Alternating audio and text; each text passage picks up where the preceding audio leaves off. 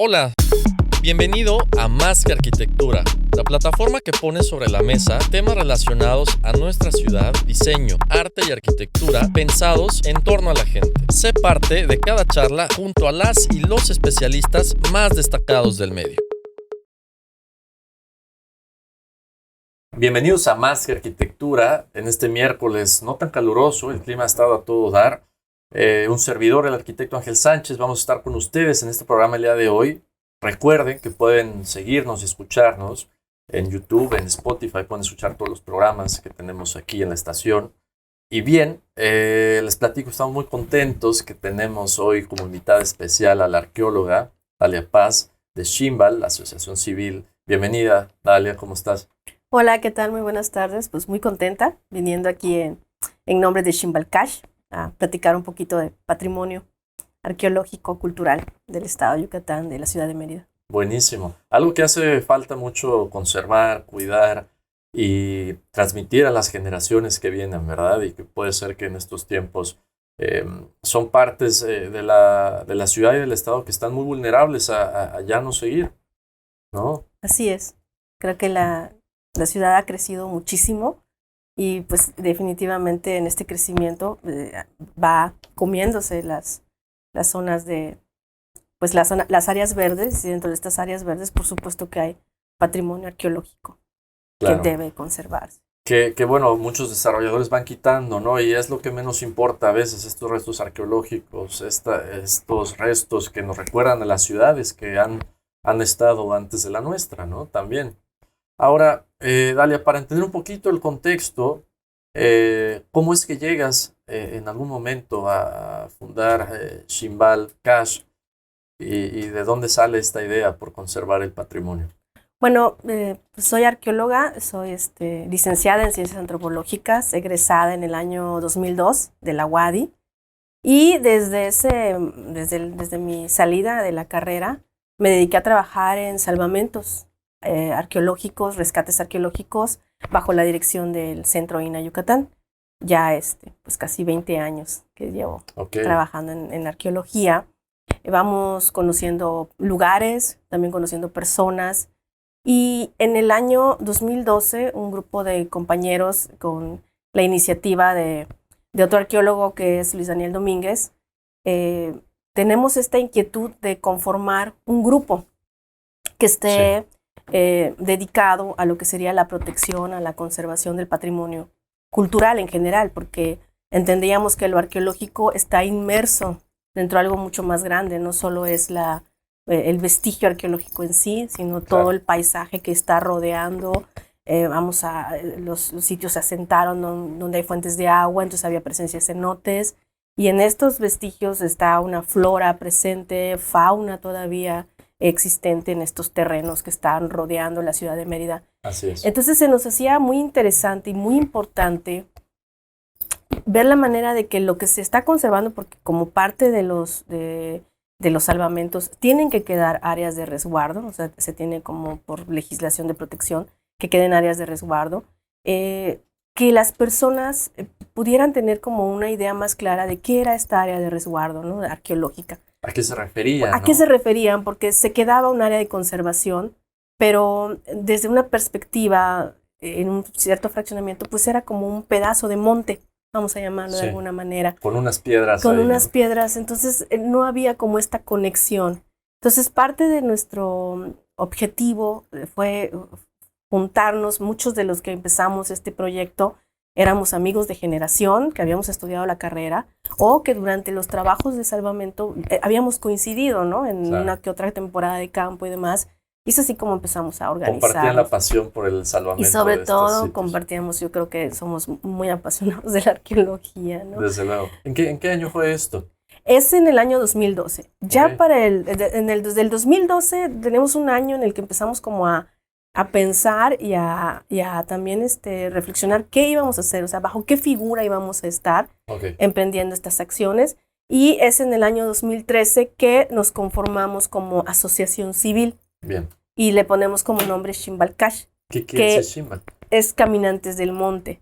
Finalmente el término monte es como muy regional, así se le dice a la selva, al tipo de selva que tenemos.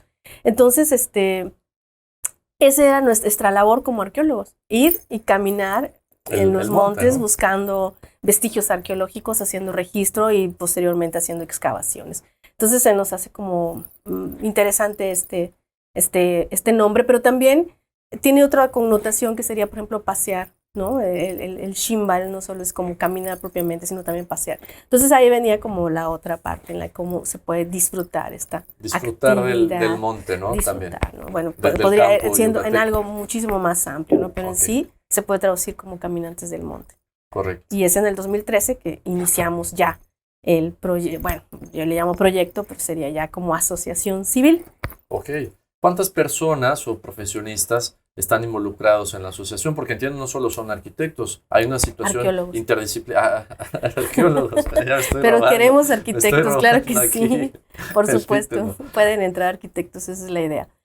Es interdisciplinario, ¿no? Buscamos que sea interdisciplinario, sí. Pero pues hasta ahorita no lo hemos conseguido. Ojalá que a través de este programa de radio pues, llegue a muchos lados y nos caiga. Se quiera unir. Empezamos siendo aproximadamente como 20 arqueólogos los que iniciamos el proyecto. Ya cuando nos conformamos como asociación civil, hemos reducido un poco. Y actualmente somos 12 personas que estamos moviendo la asociación civil. Parte de estos 12 tenemos a la mesa directiva y bueno, yo actualmente ocupo la presidencia de esta asociación civil. ¿Cuál dirías, Dalia, que ha sido el principal factor de la evolución de Ximbal cuando se funda del 2012 al 2013 a hoy, 2022, que ya han pasado algunos años?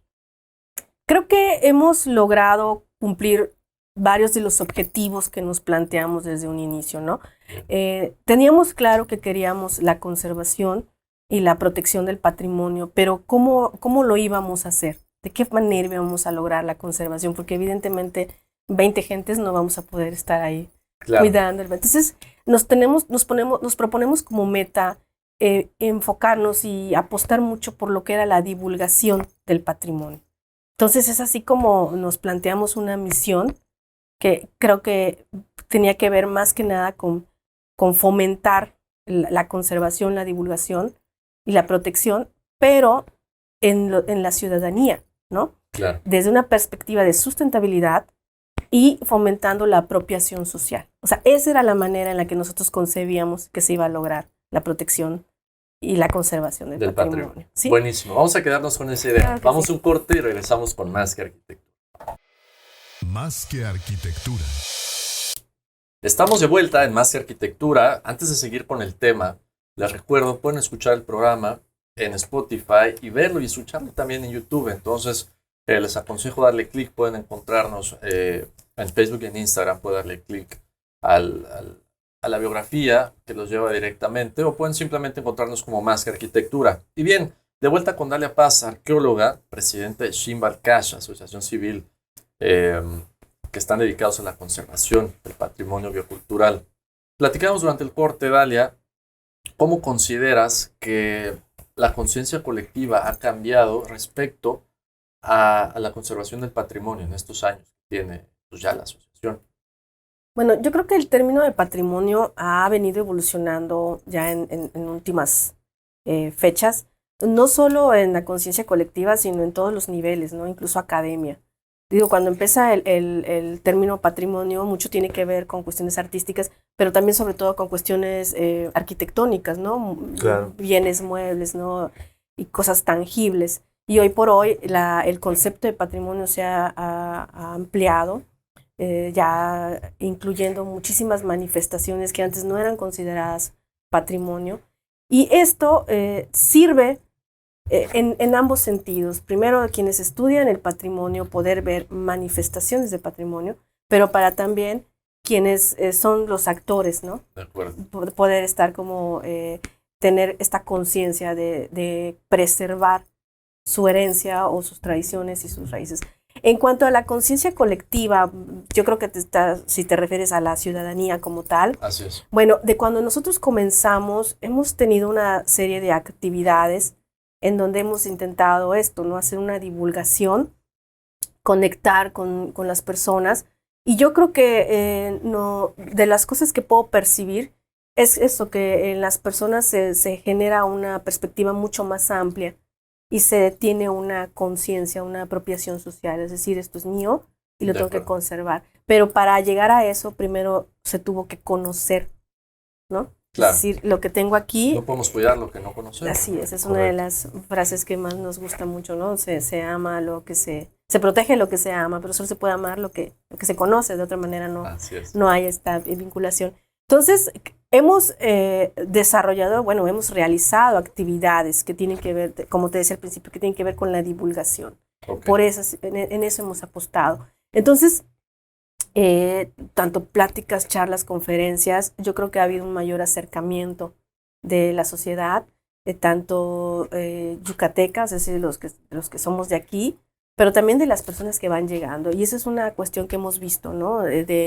Cuando empieza Ximbal, en el 2013, 2012, nosotros ya veíamos este fenómeno, que quienes están ocupando estos nuevos espacios, estos nuevos desarrollos, tiene que ver con gente de fuera.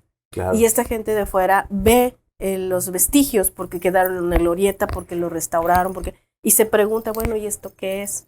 Y ahí empiezan también a llegarnos ciertas llamadas, ¿no? Oigan, ¿qué tal si vienen y nos dan una plática? O mi vecino me contó que usted es arqueólogo, ¿me podría platicar de qué va esto? Entonces, ¿de qué va esto? Que está como parque, ¿no? Y hay otra cosa también, que yo creo que también es uno de los objetivos, este famoso concepto de parque, ¿no? Les dices a las personas, vamos al parque ecoarqueológico Xoclán, y muchas personas se imaginarían que pues hay juegos y hay un césped y de repente llegan y wow, esto es solo una reserva natural con piedras, ¿no? Entonces, ir cambiando un poquito este concepto de parque también es muy interesante, por eso la importancia de ser interdisciplinarios, ¿no? Estar conectados con las nuevas tendencias, ¿no? Los famosos geoparques que hoy están también muy en boga. Los ecoparques. Los ecoparques. Entonces, ir cambiando esta perspectiva, yo creo que ayuda muchísimo a querer conservar el espacio como está. Como está, sin necesidad de ir y plantarle la maceta foránea, bueno, no sé cómo llamarlo. Sí, el jardín americano. El jardín americano, sino conservar, por ejemplo, la flora nativa en estos espacios. Qué importante reforestar, pero con lo que es de aquí. Claro. Y no ¿sabes? Querer ir y poner la palmera, ¿no? Claro, o sea, entonces, ir modificando esto, creo que es uno de los objetivos que hemos realizado y yo creo que sí hemos alcanzado a cubrir esta parte, ¿no? ¿Cuál es la diferencia entre parque y zona arqueológica? Bueno, las zonas arqueológicas como tal tiene que ver con las legislaciones. Por ejemplo, quién rige, por ejemplo, una zona arqueológica abierta al público, por ejemplo, ¿no? Está directamente ligada con INAH, con Cultur, hay un cobro en el acceso, ¿no? Yeah. En cambio, por ejemplo, los parques son totalmente abiertos al público, ¿no? Ahí están los parques ecoarqueológicos o arqueológicos, pues porque la característica es que tienen ahí el vestigio arqueológico.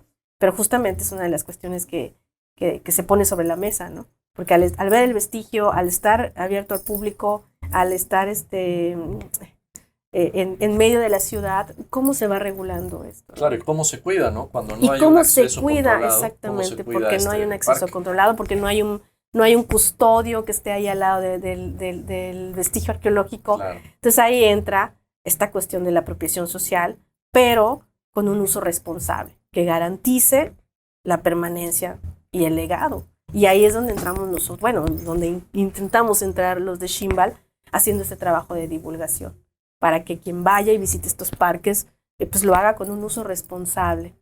Correcto. Y ustedes, para esto ustedes tienen 3 recorridos distintos a parques y zonas arqueológicas aquí en el estado.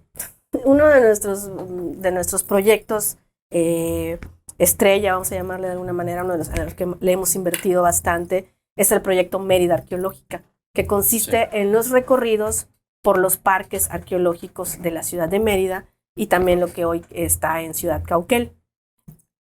En la medida en que haya un visitante y vaya conociendo estos lugares, los lugares se cobran vida. Claro. Sí, no dejan de ser estos espacios ahí abandonados que de repente un visitante o alguien visita porque no lo sé. De casualidad, Sino que la idea es como la puesta en valor de estos sitios como espacios disfrutables. Okay. ¿Y qué consisten estos recorridos? ¿Cómo nos podemos inscribir y hacerlo con ustedes? Son recorridos temáticos, es decir, la idea es que se da una explicación en los diferentes parques que quedaron en la ciudad. Tan solo en la ciudad de Mérida hay 303 sitios arqueológicos, ¿no? Y de esos 17 son parques ecoarqueológicos. Bueno, no todos están 100% visitables, pero los que sí son visitables son los que nosotros hemos incluido en unas rutas. La llamamos la ruta oriente, ruta poniente, y tenemos el recorrido Descubre Xoclán, que es en el Parque Ecoarqueológico Xoclán. Para la ruta oriente, empezamos en el Parque Salvador Alvarado, que tiene una estructura. Pasamos por un parque que se llaman Las Tumbas, donde hay una estructura restaurada, pero lo interesante es que durante la excavación se recuperaron bastantes restos óseos, enterramientos. Entonces la gente es que habían tumbas, y entonces más que el parque se llama Bodas de Oro, pero en el colectivo, entre los vecinos, se quedó como el Parque de las Tumbas, ¿no? Claro, porque emocionan los esqueletos, ¿no? Sí, exactamente, encontrar estos osamentos, exactamente. Sucedió ahí. Entonces, aprovechando esto, como parte de nuestros recorridos es dar una breve explicación del sitio como tal, pero una temática, y ahí lo que hacemos es hablar un poquito de las costumbres funerarias de los mayas prehispánicos. De ahí nos movemos al parque conocido igual como el Cerrito, pues porque era un cerrito y la gente lo ubicaba como un cerrito. Sí. Interesante porque es uno de los pocos edificios, bueno, de hecho creo que es un edificio con arquitectura PUC aquí en la ciudad de Mérida. Correcto. Y todavía conserva ahí restos de la arquitectura. Entonces hablamos también del sitio y, pues, ¿por qué no?, de la arquitectura. Ahí hemos hecho actividades, porque ese parque sufre muchísimo de graffiti. Correcto. Entonces, creando vinculación con el Departamento de Patrimonio del Ayuntamiento de Mérida. O sea, graffiti en los restos arqueológicos. Sí, claro, en los restos arqueológicos, correcto, pero rayados así con un graffiti sobre graffiti. Ya. Entonces, si bien el INAH interviene en retirar el graffiti, ¿dónde está la parte de la concientización? Era necesaria. Entonces, hemos hecho actividades. Ahí se hizo Conociendo tu historia del Cerrito, y llevamos actividades que ha generado Ximbal como parte de un taller de arqueología.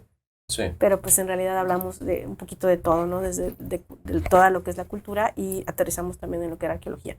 ¿Y ha disminuido el daño a los vestigios en esa parte? Actualmente no sé, no hemos, al menos yo no he visitado el parque últimamente, pero sí era como retirar el graffiti y a los 3 meses otra vez el graffiti. Yeah. No es suficiente una actividad. Claro. Entonces también eso... Hay que mantener el espacio. Habría que mantener el espacio, exactamente. Lamentablemente, en su momento solo pudimos hacer una actividad, pero fue muy provechosa porque fue los vecinos los que salieron a platicar sus historias, decir, nosotros vimos cuando se excavó, antes de cuando yo llegué esto solo era... O sea, entonces ya vamos conociendo la historia del lugar. Y eso también genera un sentido de apropiación de pertenencia de las personas, ¿no? Claro. El recorrido en lo que es la ruta poniente termina en el Parque Chenjó. Ahí hay bastantes estructuras. ¿Dónde está ese parque? Restauradas. Parque Recreativo de Oriente. Okay. Está en no sé, por Plaza Oriente. Chenjó, okay. Oriente, sí, ubico perfecto. Nunca había escuchado ese Parque Recreativo de Oriente, Chenjó, así es, es el nombre. Y también ahí terminamos el recorrido y también hablamos un poquito de la importancia. Ese es un parque muy vivo. O sea, hay una infinidad de actividades que se realizan en ese parque. Y está mejor cuidado. Está mejor cuidado, pero igual, o sea, la gente está como arriba de los edificios y demás, y no sabe exactamente sobre qué está parado. ¿Dónde está? Entonces, esa es la idea, ¿no? Que invitar, sobre todo, uno de nuestros objetivos, o nuestros como... nuestro punto de interés eran los vecinos. O sea, que el vecino vaya al recorrido, que el vecino escuche. Son los que están ahí. Son los que están. Y eventualmente el vecino es quien va a difundir esta información, claro. Va a divulgar la información. Cuando venga su pariente, oye, vamos al parque y te platico que me platicaron. Y entonces así se va corriendo la información. Buenísimo. Vamos a quedarnos con esa idea. Vamos a un corte y regresamos con Más que Arquitectura. Tú escuchas Más que Arquitectura.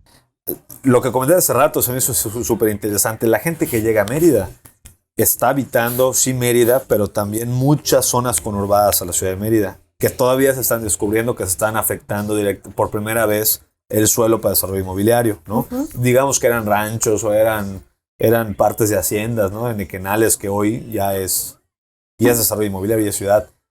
Y cómo maneja una asociación como ustedes o a nivel gobierno la integración de esos vestigios, porque yo he visto muchos que son partes de vialidades privadas, de zonas residenciales privadas, ¿no?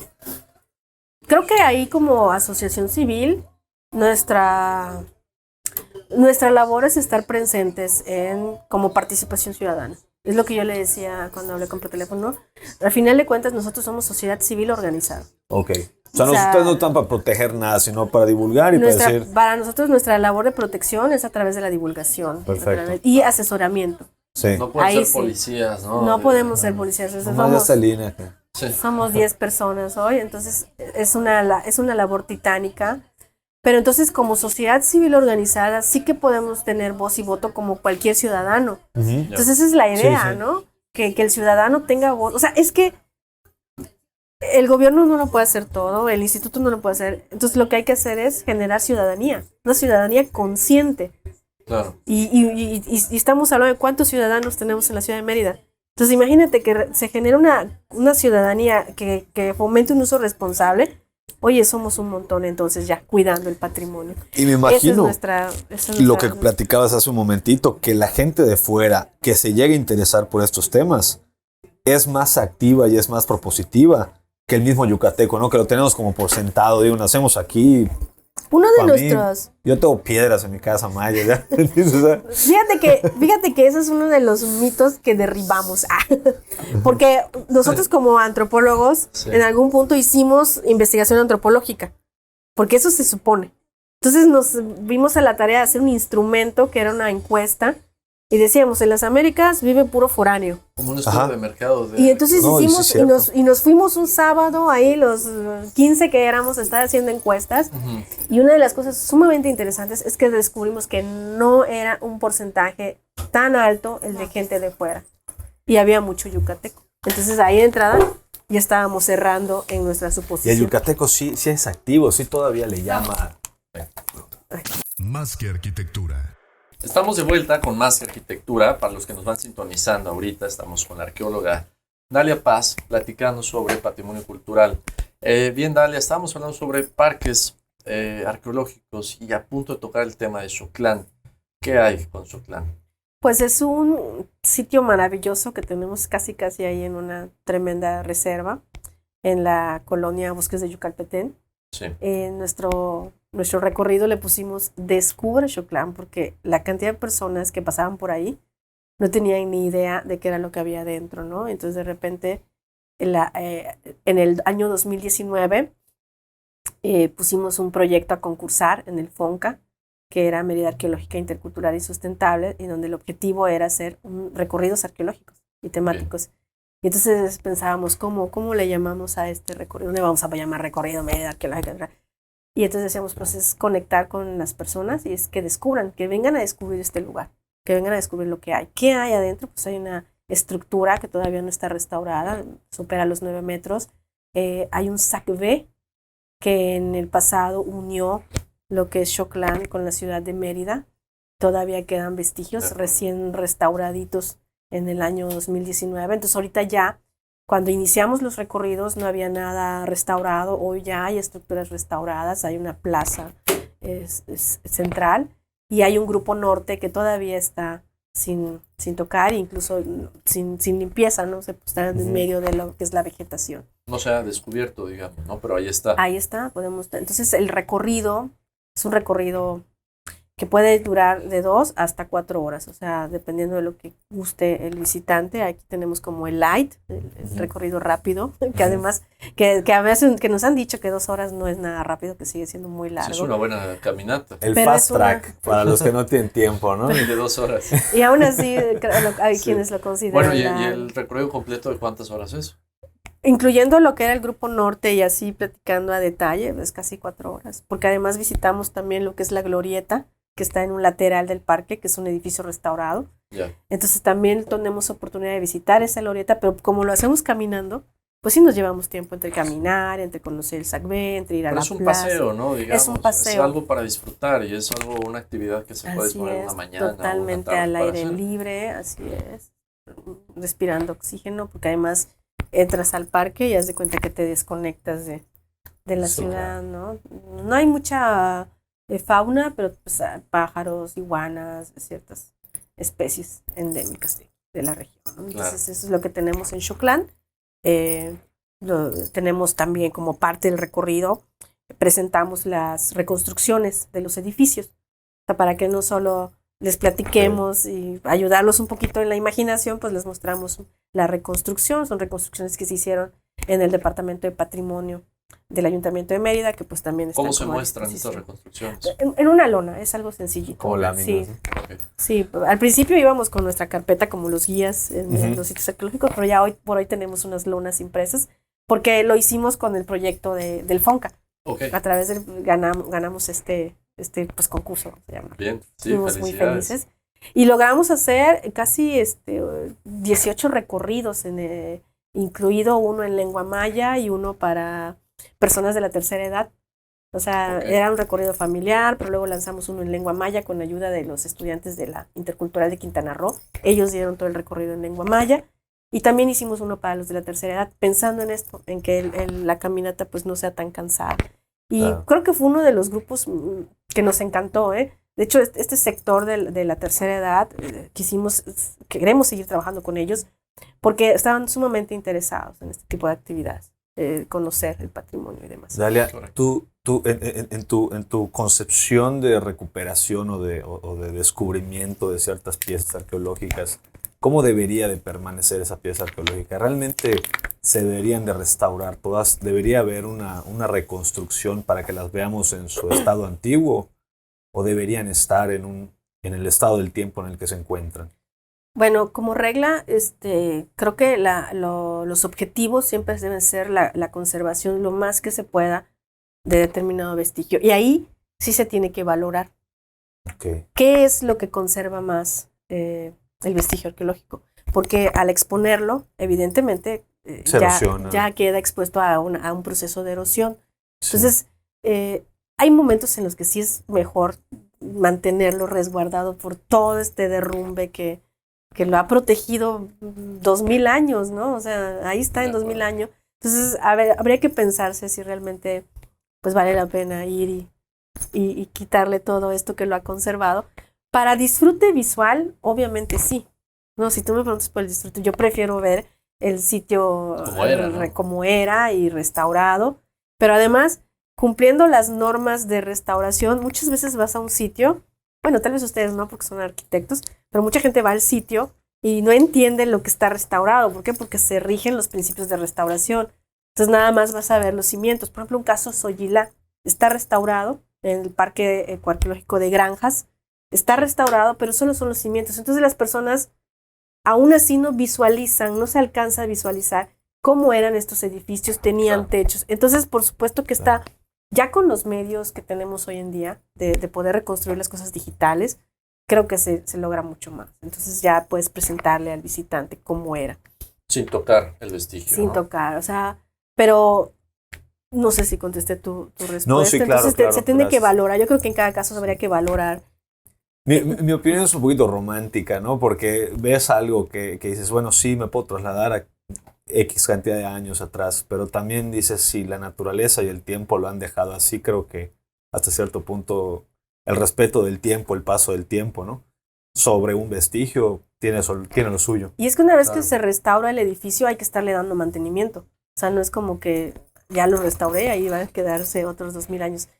Me estoy metiendo tal vez en un tema que más Arqueológico. más arquitectónico, más amplio, Ok. pero hay especialistas en conservación Claro. del patrimonio arqueológico. Pero, por ejemplo, un caso, cuando se encuentran mascarones, ¿no? Ok. Se descubren, muchas veces se vuelven a tapar porque cómo mantienes el estuco, o sea, también es una inversión fuerte, ¿no? Y no en todos los proyectos se tiene como, por ejemplo, para hacer réplicas con fibras de vidrio o Claro. protecciones. Entonces, yo creo que cada caso sí es como de valorarse. O sea, Ok. ¿qué se tiene que hacer? Y ya hoy por hoy es también una disciplina muy fuerte. ¿Cómo se interviene un vestigio, un edificio, y cómo se va a conservar un edificio? No, antes, cuando empezó la arqueología, obviamente los arqueólogos lo que querían era descubrirlo y que se viera. Ya hoy por hoy, ya no. Ya dentro de la arqueología existen especialistas para ver qué se va a hacer con determinado edificio, procurando siempre, como he mencionado, la permanencia, la conservación. Claro. Y hay diferentes líneas, ¿no? O diferentes escuelas, digamos, para estos cuidados. Sí. Correcto. Platicabas de Cauquel. ¿Qué pasa en esta zona? En Cauquel, platicaba un poquito en el corte con Javier. con él, con Javier, ¿no? Conmigo.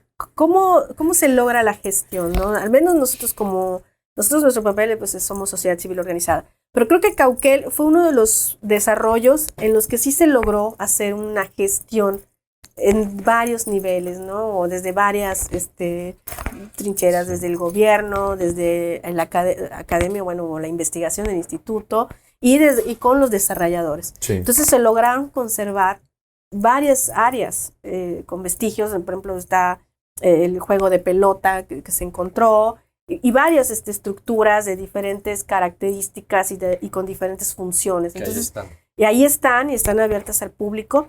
Y eso se lograron integrar a lo que era el desarrollo de casas, de fraccionamiento, el desarrollo inmobiliario. Anicabil, por ejemplo, ¿no? Uh-huh. Se conservó y hoy por hoy es un espacio totalmente de acceso público, donde puedes ir y pasar una tarde preciosa y todo el mundo lo agarra para tomarse fotos, la quinceañera. Uh-huh. Entonces, imagínate cómo quedó tan bien integrado, ¿no? Y ese creo que es uno de los modelos de ¿Y qué gestión. era eso, Dalia? ¿Qué era esa zona? Porque entiendo que pegado a Cauquel está la carretera Junucma, y también en esa carretera, a los costados de la carretera, hay una infinidad de vestigios. Sí, pues en Cauquel Pueblo, pues está la estructura de lo que era el antiguo. Son sitios, y la hacienda de Anicabil, pues ya pertenece a otro periodo histórico, ¿no?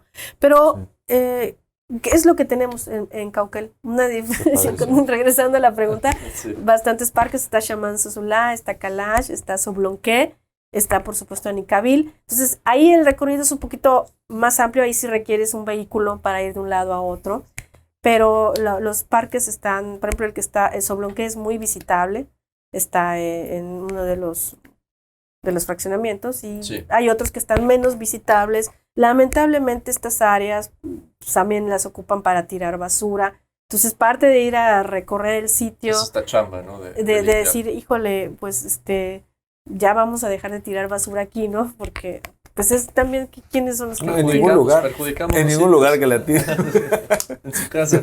Vamos a un corte y regresamos con Más que Arquitectura. Más que Arquitectura. Mucha gente habla de Sac Bay, y bueno, las haciendas tenían N cantidad de Sac Bays, ¿no? Me digas, no dije que era un Sac Bay. No, pero, o sea, sí, o sea, habrá gente que no conoce porque es un Sac Bay. Mi pregunta es, ¿cómo determinas que sea un Sac Bay maya o un Sac Bay de la historia? Porque ¿no? Pues creo que hay diferencias en las experiencia. Me surgió a mí la duda mientras lo platicaba. En experiencia. Descubrir un Sac Bay antiguo, ¿cómo saber que lo es? Bueno, en el mismo Choclán hay un Sac Bay de la época de la colonia. ¿Pero qué conformación tiene un Sac Bay? Los de la colonia son mucho más estrechos, o sea, tienen una longitud, un ancho menor. El Sac Bay es mucho más grande, porque el de la época de la colonia era para que pasara la riel y solo llevaba el truck. En cambio, los Sac Bay mayas son mucho más amplios. Sí. En primera instancia, creo que eso es, al menos. Entonces, por el ancho. Yo cuando hago recorridos arqueológicos, ese es uno de mis factores para determinar. Obviamente, quieres tener muchísima más seguridad, pues hazles una excavación. Y en Choclán se hicieron excavaciones, entonces también hay comprobación. Qué padre. Fuentes históricas también, ¿no? Que dicen que ahí había un camino, etcétera. Claro, la chamba de ustedes es como ir recopilando diferentes pistas, ¿no? Y de luego dices, ok, más o menos así era la cosa. Somos científicos sociales. La verdad es que la arqueología es una ciencia que puede abarcar muchísimas cosas, ¿no? Hay estudios arqueométricos, hay... bueno, nosotros tenemos una formación antropológica, entonces también tiene que ver mucho, pero es también interdisciplinaria, ¿no? Ya. Por ejemplo, yo me dedico a estudiar, bueno, ya en un término, si nos pudiéramos a decir que es especialista en qué soy, me especialicé en todo lo que son los objetos elaborados con piedra y con conchas marinas y de agua dulce. Ok. Y eso requiere que sepa de malacología. Claro. O sea, la artesanía antigua, ¿no? ¿Mm? La artesanía antigua. Sí. No es de artesanía. No es artesanía. A ver, Bueno, platícalo. ese es otro tema. Te lo voy a decir así para que se asuste la. Tú escuchas Más que Arquitectura. Estamos de vuelta con Más que Arquitectura en este bloque último. Estuvo muy buena la plática hoy. Conservación del patrimonio con la arqueóloga Dalia Paz. Dalia, nos platicabas de inicio del programa que uno de los motivos principales o los objetivos principales de Shimbal Cash, la asociación civil a la que perteneces y eres presidenta, es compartir con la gente este conocimiento y concientizar de la importancia que tienen todos los restos arqueológicos que hay en el estado y en la ciudad de Mérida. Entonces, bien, tienes el canal abierto en este momento a toda la gente que nos está escuchando. ¿Qué les puedes decir para motivarlos e incitar un poquito esta curiosidad sobre todos estos vestigios que tenemos y algo de lo que has platicado el día de hoy?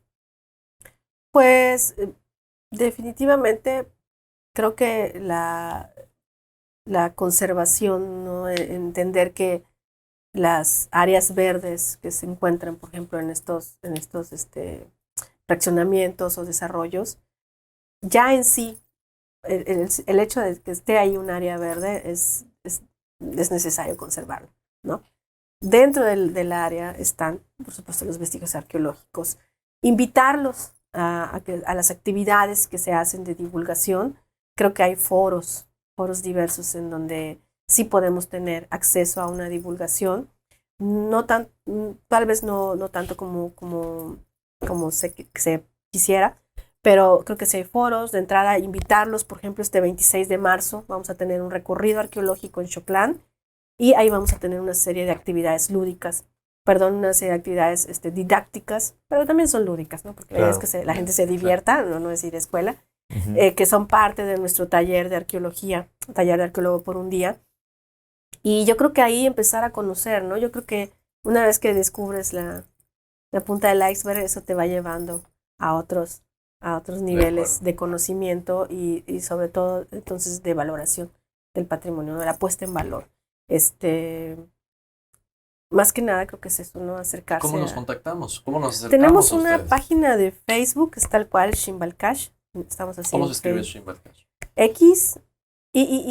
XIIMBAL, bueno, con acentos, es una X, una I con acento, una I sin acento, una M, una B, una A y una L, Shimbal.